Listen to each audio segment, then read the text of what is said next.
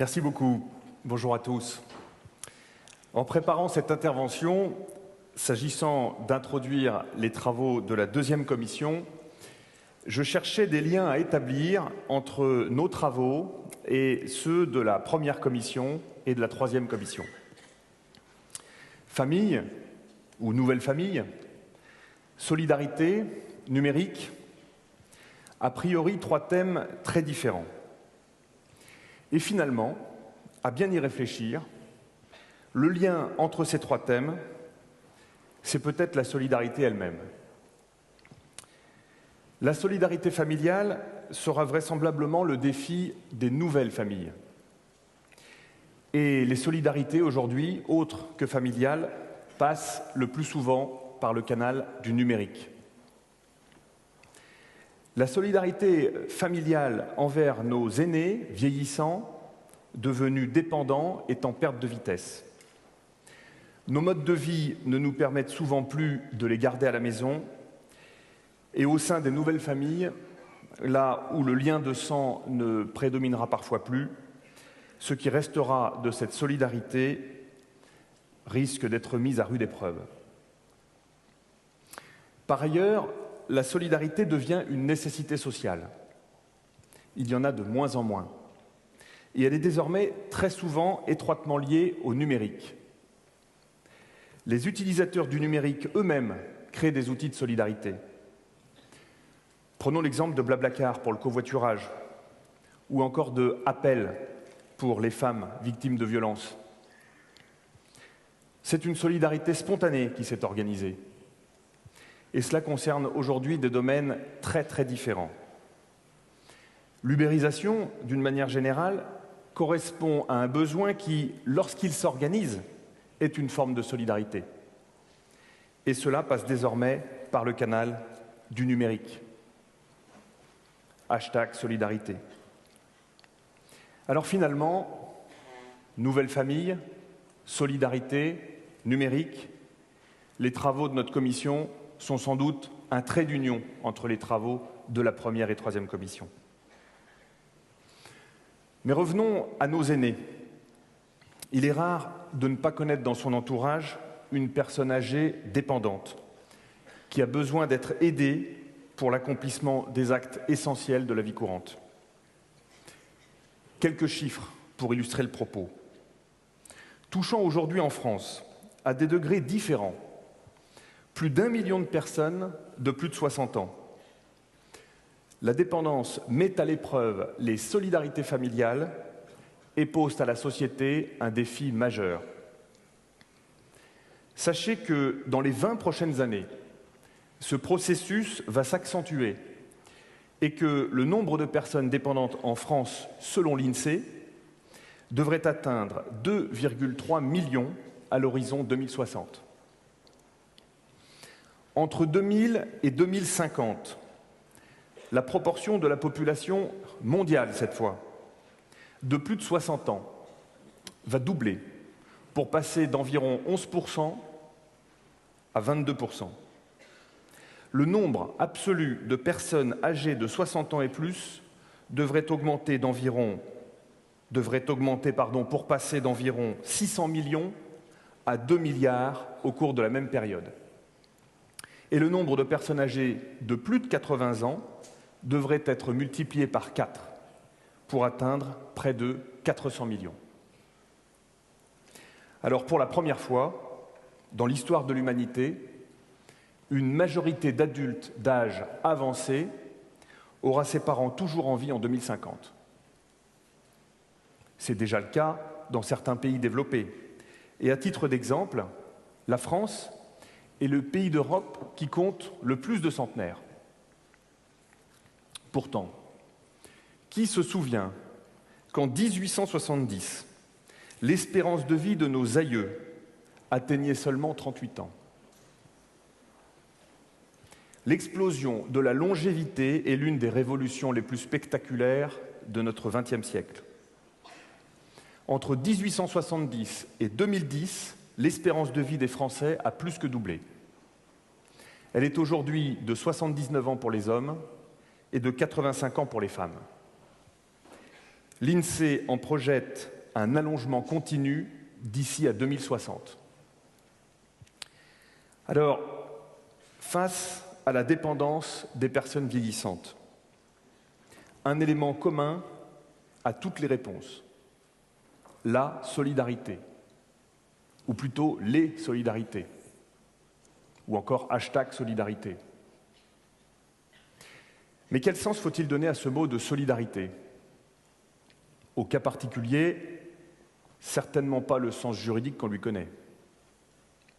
Dans son acception générale, la solidarité est le lien social d'engagement et de dépendance réciproque entre des personnes ainsi tenues au bien-être des autres, généralement des membres d'un même groupe, liés par une communauté de destin.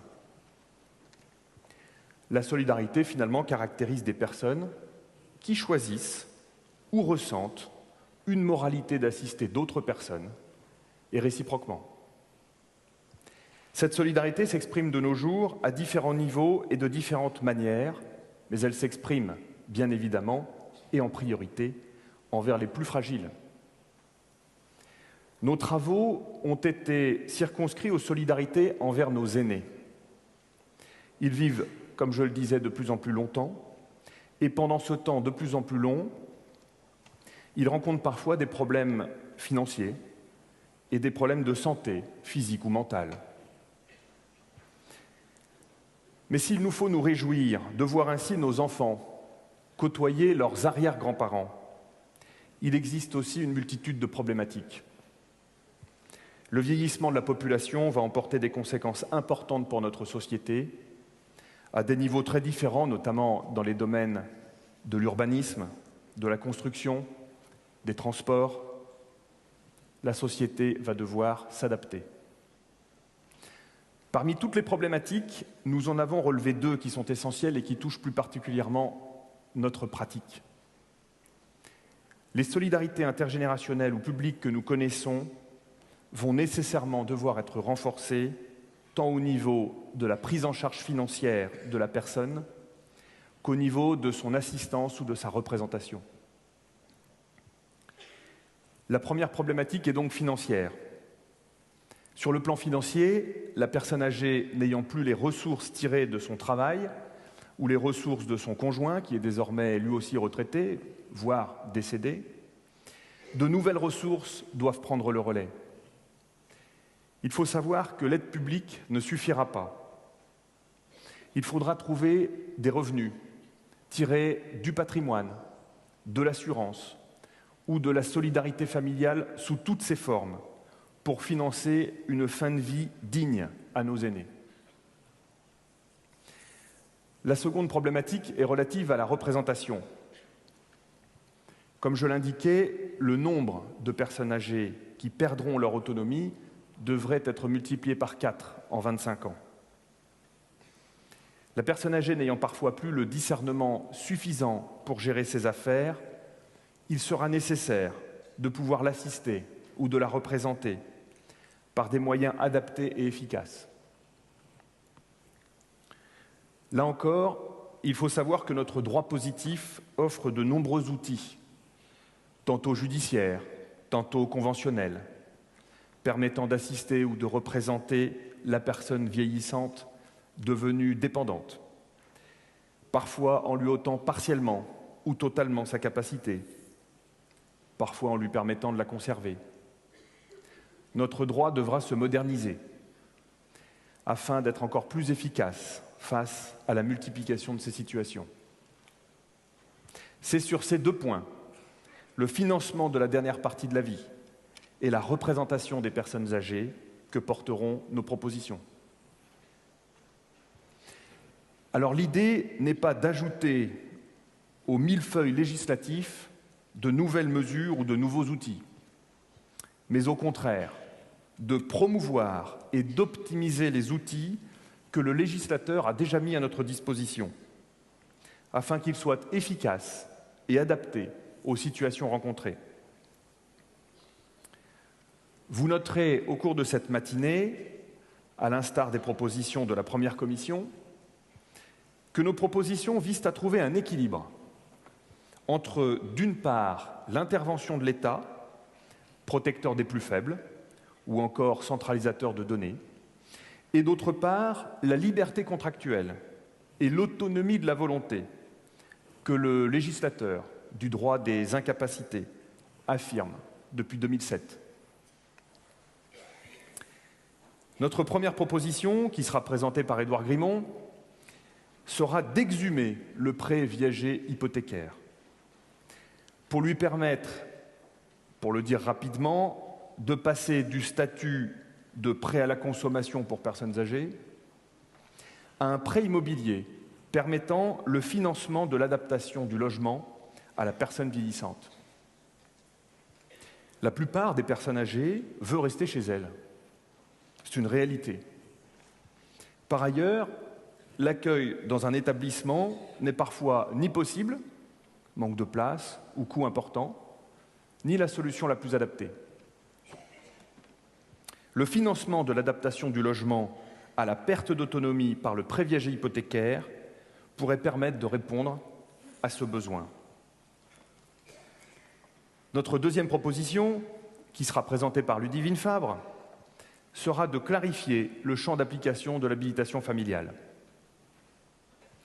afin que la dernière née des mesures de protection puisse être ordonnée par le juge, non pas de manière trop restrictive, comme on le constate parfois aujourd'hui dans certaines juridictions, mais chaque fois qu'il s'agira d'entériner une situation et un fonctionnement au sein d'une famille qui évolue dans un contexte sain, solidaire et non contentieux.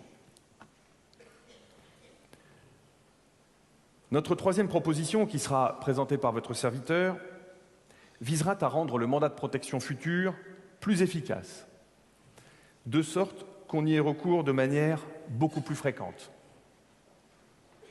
Le mandat de protection future est dans la même veine que ces actes de pure prévoyance, que sont la donation entre époux, ou encore le pacte Dutreil en matière de droit de succession, que l'on devrait tous régulariser, compte tenu de leur coût modique, de leur forte probabilité de servir un jour, et surtout de l'importante valeur ajoutée qu'ils peuvent représenter. Seulement voilà, on voit l'utilité de la donation entre époux, on voit l'utilité du pacte Dutreil pour les héritiers du chef d'entreprise, on ne voit pas toujours l'utilité du mandat de protection future. Et pour cause, il n'est en sa forme actuelle que peu efficace. Nous vous proposerons donc un aménagement de son régime. Notre quatrième et dernière proposition vous sera présentée également par Ludivine Fabre. Cette proposition permettrait aux praticiens que nous sommes de sécuriser nos actes en nous assurant de manière efficace de la capacité des parties. Alors, la façon que j'ai d'énoncer cette proposition peut paraître un peu surprenante parce que la mission de base du notaire, c'est de vérifier la capacité des parties et on conçoit difficilement de ne pas être en mesure de le faire de manière systématique et surtout efficace. Et pourtant, vous verrez que dans bien des cas, il n'est pas facile de s'assurer de la capacité de nos clients. Organiser ou anticiper sa dépendance est une chose. Porter à la connaissance des tiers les mesures qui ont été prises en est une autre. Nous vous proposerons de renforcer et d'harmoniser la publicité des différents régimes de protection, mais aussi des outils d'anticipation de la perte d'autonomie. Enfin, et en marge de nos propositions, le Congrès étant d'abord un haut lieu de formation, après la présentation de la première proposition, nous aurons le plaisir d'entendre le professeur Murat, qui répondra à quelques questions que j'aurai l'honneur de lui poser.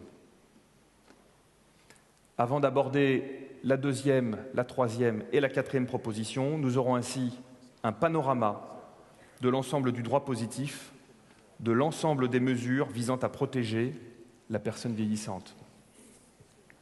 Je vous remercie de votre attention.